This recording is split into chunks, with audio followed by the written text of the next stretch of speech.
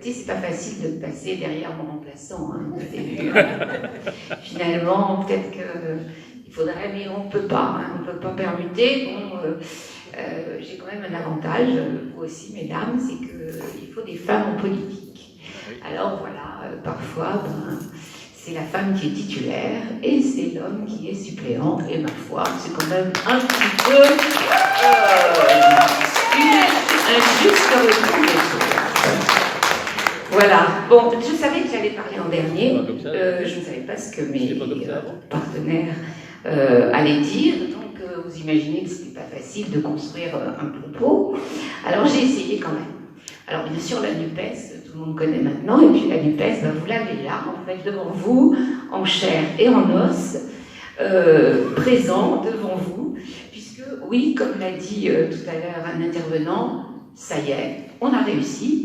C'est Michael, je crois, hein, qui l'a dit. Enfin, on a réussi. Malgré notre diversité, malgré nos cultures différentes, et puis on les mesure, hein, sur le terrain, on n'a pas la même façon de militer. On ne fait pas le porte-porte pareil, on ne fait pas le tractage pareil, enfin bon, voilà. Donc c'est étonnant, mais c'est très intéressant. On a fait un pas de côté, chacun, au fond, pour l'intérêt général. On a tous compris les résultats du vote. Je crois que les citoyens ont été clairs, ils en ont assez, qu'on dise toujours que chacun, qu'on veut faire l'unité et qu'on n'y arrive jamais. On a tous, en tout cas, je ne sais pas vous, mais moi, autour de moi, on m'a avoué presque honteusement, tu sais, j'ai voté Mélenchon. Bah oui, moi aussi, hein, pourtant, moi je suis à tel parti, puis moi je suis à tel parti, bah, j'ai voté Mélenchon. Oui, nos citoyens, ils en ont assez. Ils en ont assez d'être toujours obligés au deuxième tour de voter soit la droite, soit l'extrême droite, ou plutôt voter à droite pour éviter l'extrême droite. Alors on l'a fait, tant mieux, et je dois dire que moi j'en suis ravie aussi, et c'est pas difficile pour moi, parce que ça aussi j'avais prévu de vous parler de moi, parce que j'étais sûre qu'eux ne le feraient pas, donc voilà, vous allez avoir un petit truc sur moi. Donc, c'est pas difficile pour moi, parce que, en fait, moi, je suis socialiste depuis 2002, exactement le 22 avril, si ça vous dit quelque chose. En fait, voilà, Lionel Jospin a été blackboulé du deuxième tour. En fait, il lui a manqué 2 voix par bureau de vote, c'est pas beaucoup, 2 voix. Et il y avait une offre politique qui était assez pléthorique aussi, cette fois-ci. Beaucoup de personnes dans vos entourages, sans doute, vous l'ont dit, « Ah, je voulais voter un peu plus écolo, ou un peu plus ceci, ou un peu plus à gauche. » Mais au deuxième tour, j'avais bien l'intention de voter Jospin. Et oui, mais Jospin, il n'était pas au deuxième tour. Donc, finalement, moi, forte de cette expérience personnelle, eh bien, voilà, je pense que c'est très important de faire l'unité. La deuxième chose que je voulais vous dire, c'est que j'ai, en plus de ma carrière politique, si on peut dire, tout au moins, mon appartenance au Parti Socialiste, a suivi mon entrée en politique, qui a commencé par les élections municipales, en fait. C'était aussi la parité, en fait, c'est un collègue de travail qui m'a dit, écoute, tu es de gauche, il faut des femmes, viens donc avec moi, dans une liste municipale, c'était à Verneuil-sur-Seine, on était en 1995, c'était le début de la parité. Donc obligatoire en politique. Et je dois dire que dès le départ, en fait, à Verneuil, il y avait une communauté importante, enfin un parti communiste très important, un parti socialiste très important, et dès le départ, on a fait une liste qui regroupait les différentes composantes politiques. Et puis ça a continué comme ça, et même en 2014-2020, lorsque j'étais à la tête de liste, de cette liste d'union de la gauche, hein, qui regroupait tout le monde, hein, depuis le Front de gauche jusqu'au Parti radical, malgré un contexte national très chahuté, Jean-Marc l'a rappelé d'une certaine façon tout à l'heure, on a maintenu la cohésion. Il faut dire que la division, au fond, moi je connais, parce qu'avant, je vais vous raconter une anecdote, en fait, qui me fait toujours rire. J'avais dans l'équipe municipale des élus, on était 5 d'opposition. J'ai toujours été élue municipale d'opposition, je suis dans une ville de droite, autrefois à gauche, mais ça fait bien longtemps qu'elle est à droite. Et j'avais dans cette équipe deux élus. Il y en avait un qui était extrêmement laïque, et qui donc rêvait, était laïque plus, puisqu'il rêvait chaque jour de raser l'église de Verneuil. Et à côté de lui, il y avait quelqu'un qui faisait du catéchisme, qui était élu aussi, et qui, lui, était impliqué dans le catéchisme. Et tout ça, ma foi, faisait finalement un groupe d'élus assez diversifié, et on se retrouvait sur l'essentiel. Au fond, c'était un peu la NUPES avant la NUPES. Alors, ensuite, que vous dire d'autre? Alors, bien sûr, là, on ne parle plus d'élections municipales, on parle carrément des élections législatives, d'une circonscription, et surtout d'une élection nationale qui est cruciale. On le sent tous, hein. Ça a été rappelé d'ailleurs. Hein. En fond, c'est le fameux 3e tour des présidentielles dont on a parlé, mais donc j'ai le sentiment que c'est vraiment, pour beaucoup, cette année, une réalité. Je pense qu'effectivement, Jean-Luc Mélenchon a su, avec la proposition Élisez-moi Premier ministre, a su nationaliser vraiment cette élection.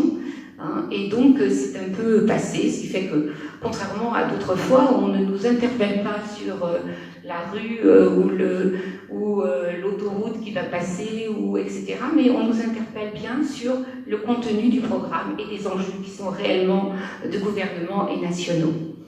Alors, cette 7e circonscription, je voulais vous dire que je la connais bien, c'est-à-dire que, contrairement à d'autres, je ne suis pas parachutée, si vous voyez de quoi je veux parler.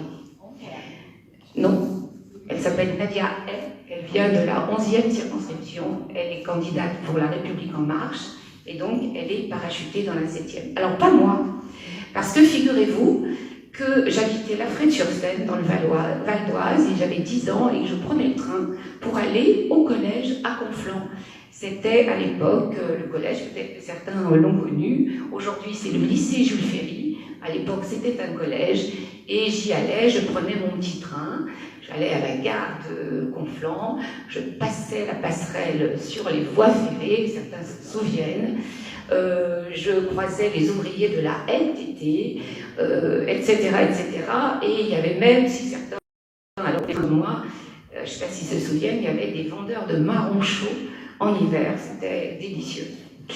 Je me souviens ensuite, quand j'ai été nommée professeur, par les hasards des affectations après un concours, j'ai été nommée professeur à Vernouillet. J'habitais toujours le Val d'Oise, et donc je passais par Conflans, évidemment. Puis après, je longeais Andrézy, Morcourt, Andrézy, je me souviens même de la nappe de brume qui parfois est sur le fleuve. Et puis après, je remontais Chanteloup-Triel, puis je redescendais vers Vernouillet. C'est-à-dire que je traversais déjà la 7e circonscription. Vous avouerez que c'est presque une prédestination pour moi, hein, en fait. Et puis ensuite, quand je me suis, en plus de ma fonction d'enseignante, je me suis occupée de la formation continue des adultes, eh bien, j'ai circulé dans tous les établissements, donc je connais tous les établissements de la Circo, depuis Meulan jusqu'à Conflans, en passant par Andrézy, Chanteloup, etc., puisqu'il s'agissait d'aller auprès des collègues créer des formations adaptées à leur vie d'établissement. Donc, cette circonscription, je la connais bien, je la connais depuis longtemps, et donc je suis ravie d'en être potentiellement la future députée. Cela dit, Conflans, ça va être un petit peu plus tendu ce que je vais vous dire. Conflans, ça m'évoque autre chose. Il se trouve que je suis professeure d'histoire, géographie et d'éducation civique. Et donc, ça m'évoque Samuel Paty. Je pensais que c'était impossible pour moi de ne pas en parler, même si je sais que c'est effectivement douloureux, je sais et j'ai même compris pourquoi le collège du Bois d'Aulne, à qui on a proposé de s'appeler collège Samuel Paty, a refusé, jugeant qu'ils n'allaient quand même pas, toute leur vie et avec toutes les générations d'élèves, revivre cet événement traumatique. Alors, je vous dis, bien sûr, j'évoque ce nom parce que je sais, pour l'avoir enseigné dans un collège donc à Vernouillet, avec des adolescents donc, et des adolescents souvent aussi issus de familles d'origine immigrée, même si c'est la 2e ou la 3e génération, je sais combien ces sujets sont difficiles. Et puis, ça évoque aussi pour moi, ça a été dit aussi tout à l'heure, la désespérance peut-être de l'éducation nationale. Quand je serai députée, croyez-moi, je serai vigilante à choyer ce service public, car j'ai bien conscience qu'il est indispensable, notamment pour les enfants des classes populaires. Leur réussite individuelle, notre réussite collective, passe par une école en bonne santé, et ce sera un axe prioritaire pour moi. Autre axe prioritaire, la laïcité. Je sais que c'est un sujet qui nous divise au sein de la NUPES, en tout cas que les journalistes adorent instrumentaliser pour nous diviser. Moi, je fais confiance à la sagesse de l'Assemblée, comme il est dit dans le programme, nous en reparlerons. Et en tout cas, ma boussole, ce sera la loi de 1905, bien sûr, mais elle a quelques petits trous, il faudra peut-être la remettre au bout du jour. Et ce sera une phrase d'Aimé Césaire que j'aime particulièrement bien, qui dit « Il y a deux façons de se perdre. La première, c'est murer dans le particulier. La deuxième, c'est dissous dans l'universel. Murer dans le particulier, dissous dans l'universel sont deux façons de se perdre. » Ça me plaît beaucoup, ça me fait beaucoup réfléchir. Notre programme de gouvernement, car nous en avons un, il est complet, ce qui n'est pas le cas de nos concurrents, comprend 650 mesures. 650. Alors toutes n'ont pas la même importance, parce que ça va même jusqu'à la création de fontaines à eau, l'installation de fontaines à eau, donc ça va quand même bien dans le détail. Sur ces 650, il y en a 30 seulement sur lesquels nous n'avons pas réussi à nous mettre d'accord. Mais là aussi, comme ces sujets qui fassent, comme la laïcité dont je vous parlais tout à l'heure, on aura la sagesse de l'Assemblée, les travaux parlementaires pour remettre ça et essayer de sortir enfin avec une forme de consensus. Je reprends sur la laïcité, il faudrait quand même qu'on sorte de ces débats qui nous polluent la vie politique depuis longtemps et quand même favorisent les extrêmes de tout poil. Alors bien sûr, ces 650 mesures, je ne vais pas vous les décliner. D'abord, pour une raison, c'est que mes camarades en ont déjà pas mal parlé. Ensuite, parce que ce serait fastidieux, et puis que chacun peut aller sur le site de la NUPES, les voir en détail, et puis je ne doute pas qu'il y aura peut-être des questions dessus. Depuis, alors par contre, je vais vous dire celle auquel je crois fort, en plus de l'éducation nationale dont je vous ai parlé et de la laïcité.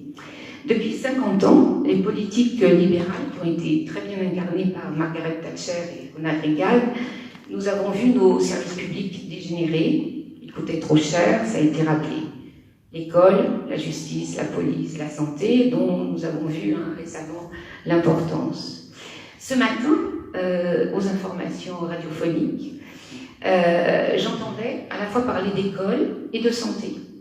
L'école, parce qu'en ce moment, aujourd'hui, il y avait un job dating à l'Académie de Versailles, je ne sais pas si vous en avez entendu parler. Donc, comme pour les petits boulots, en fait, on recrutait des profs. On recrutait des profs, oui, je vois Janine qui s'arrache les cheveux. Comme des petits boulots, on les recrute au niveau de la licence, avec une demi-heure d'entretien avec un inspecteur quand même, voilà. Et on peut être embauché à la rentrée prochaine à l'Académie de Versailles. Voilà, donc tous ceux qui, comme plusieurs certainement dans la salle, comme moi, comme Janine, ont passé des concours, apprécieront, voilà, où est notre école. De la même façon, j'entendais Martin Hirsch qui alertait sur l'état des hôpitaux. Ça a été dit tout à l'heure, mais là c'est du concret. On n'est pas sûr que finalement nos hôpitaux, en dehors de la pandémie, puisqu'il n'y en a plus pour l'instant, nos hôpitaux tiennent cet été. C'est-à-dire qu'il y aura un déficit de services par manque de personnel. Donc, bon, voilà, on ne va pas détailler tous les services publics, mais en tout cas, on sait maintenant que le service public, c'est le patrimoine de ceux qui n'ont rien, et donc il faudra vraiment y mettre le paquet. En tout cas, moi, je m'y emploierai.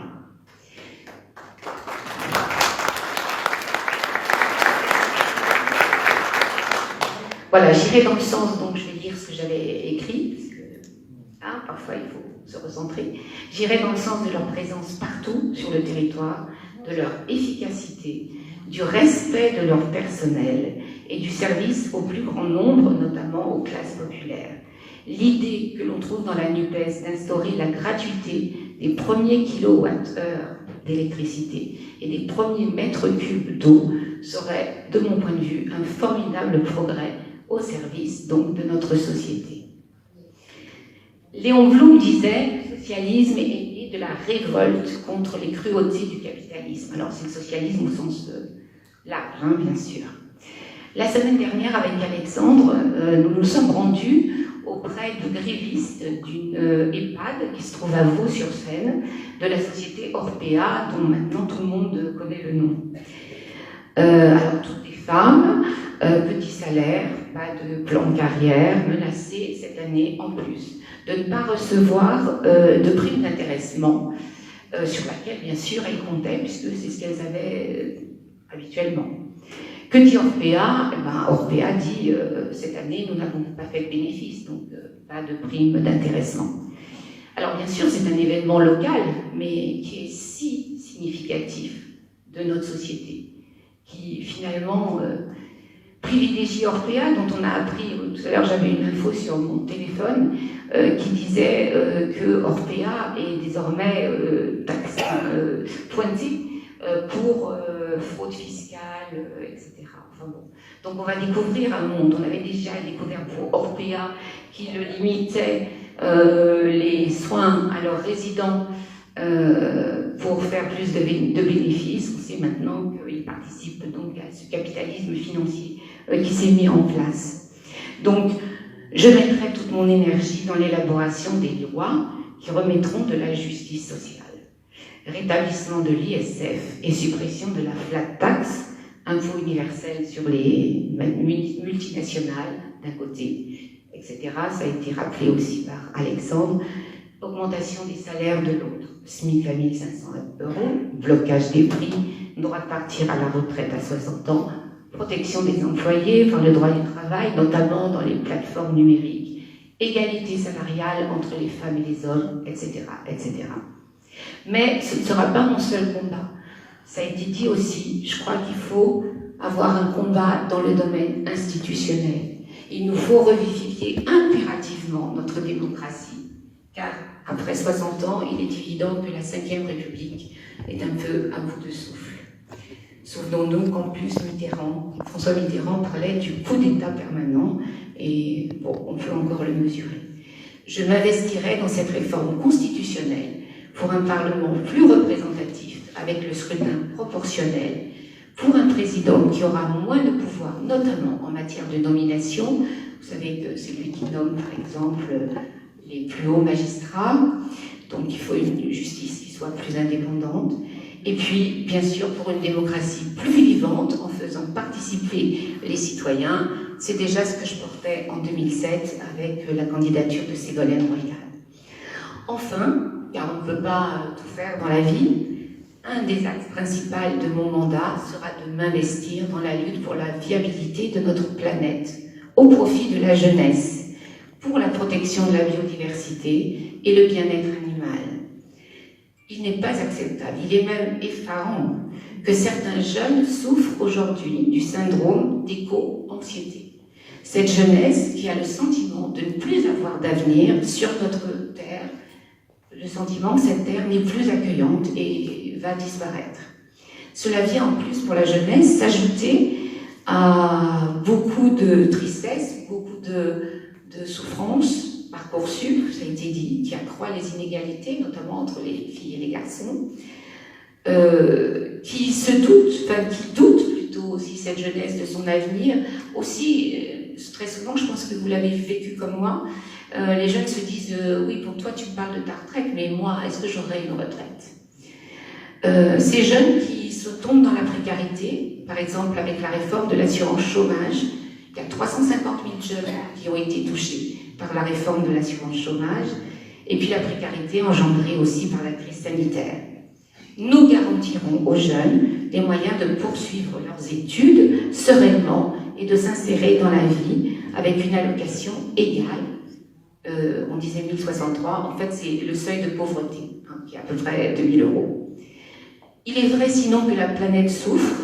Vous savez peut-être que les îles Vanuatu viennent de lancer, viennent de déclarer l'état d'urgence climatique pour eux, en raison de la multiplication de cyclones puissants et d'une sécheresse dévastatrice. Elle demande une aide massive à la communauté internationale, ainsi que la mise en place d'une législation internationale pour les générations à venir. Cela me fait penser à un vieux souvenir, et peut-être que vous allez le partager certainement avec moi, c'est celle du commandant Cousteau, qu'on connaît tous, qui a eu la très bonne idée en 1988 de lancer, de sanctuariser le continent antarctique. Il y avait un traité, et puis ce traité s'arrêtait, et donc le projet c'était de livrer l'Antarctique pour qu'il y ait des exploitations minières. Et puis il a agi, il a même emmené des jeunes lutter au niveau international pour sanctuariser encore pendant 50 ans, donc il faut se dépêcher parce que les 50 ans vont bientôt être passés. Mais donc de la même façon, oui, il est possible d'agir, il faut de la volonté. Donc j'appuierai tous les projets dans ce sens. Nous inscrivons la règle verte qui veut dire qu'il ne faut pas prendre à la planète plus qu'elle ne peut produire et elle ne peut se régénérer. Et puis même, il faut faire, c'est aussi dans la NUPES, la règle bleue pour la protection des océans. Je pense que je pourrais continuer ainsi la liste des combats. Ils sont nombreux, ils sont urgents, ils vont demander beaucoup de ténacité. Mais bon, il va falloir qu'on... Donc, en conclusion, je vais conclure un petit peu comme mes voisins et mes co-orateurs. Alors, cher public, est-ce qu'on veut revivre un quinquennat Macron sans opposition forte qui va désespérer la population? Non. Non, voilà, j'étais sûre que vous allez me dire non. Faut-il rappeler l'affaire Benalla, l'affaire de Rugy, plus récemment l'affaire un peu mortenée du cabinet McKinsey?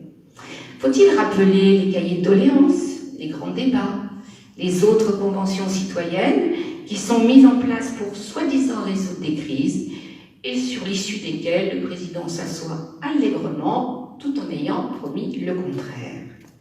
Faut-il rappeler la ponction sur les APL, la conjugalisation de l'allocation handicapée, la suppression du tiers payant généralisé, la suppression des critères de pénibilité, que paraît-il il faut remettre maintenant, la suppression de l'ISF, qui donnait lieu à un rapport, et suite à ce rapport, si l'ISF n'avait pas produit les résultats qu'on escomptait, eh bien on reviendrait dessus. Le rapport a été produit, la conclusion a conclu que ça ne servait à rien, mais l'ISF, la suppression de l'ISF a été maintenue. Faut-il rappeler l'exercice jupitérien du pouvoir par Emmanuel Macron, qui pendant la pandémie, alors que dans d'autres pays des débats étaient organisés au Parlement, nous imposa un conseil de défense caractérisé par le plus grand secret?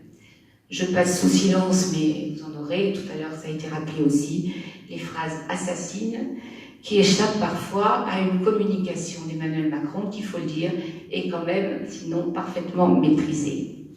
Cette litanie pourrait s'allonger aussi, je pense que vous pourriez nourrir cette succession de plein d'autres exemples. Et pourtant, comment? Oui. Alors, on ne faut pas tout dire, mais effectivement, chacun aura sa petite phrase ou son événement marquant. Pourtant, c'est ce président qui est élu et qui va faire un mandat de 5 ans. Il vient de commencer. Et celui qui nous a promis plusieurs fois de se réinventer, je pense que comme moi vous l'avez entendu, nous apparaît déjà si semblable. Côté parti émergé, qu'avons-nous? On a une femme, paraît-il, de gauche, comme Premier ministre. On a la lutte contre les violences conjugales. Grande cause du quinquennat, c'est la 2e fois. Mais côté émergé, on a ça. Maintenant, côté immergé, qu'a-t-on? On a un ministre de l'économie de droite. On a un ministre de l'Intérieur. Vous savez, celui qui trouvait que Marine Le Pen était quand même un peu molle sur le plan sécuritaire. On a le même ministre de la Justice qu'avant, celui qui trouvait quand même scandaleux qu'on lui demande une déclaration de patrimoine avant de devenir ministre. Et puis on a un tout nouveau ministre, choisi alors que l'on sait que des plaintes pour agression sexuelle le concernent.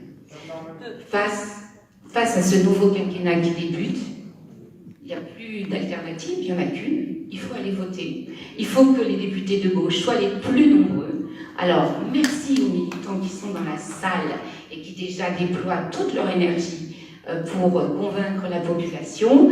Merci au public d'aller convaincre vous aussi, parce que le 12 et le 19 juin, c'est crucial. Il faut que la NUPES arrive en tête. Si on peut avoir la majorité absolue, ce serait vraiment formidable pour qu'enfin ça change. Merci à tous.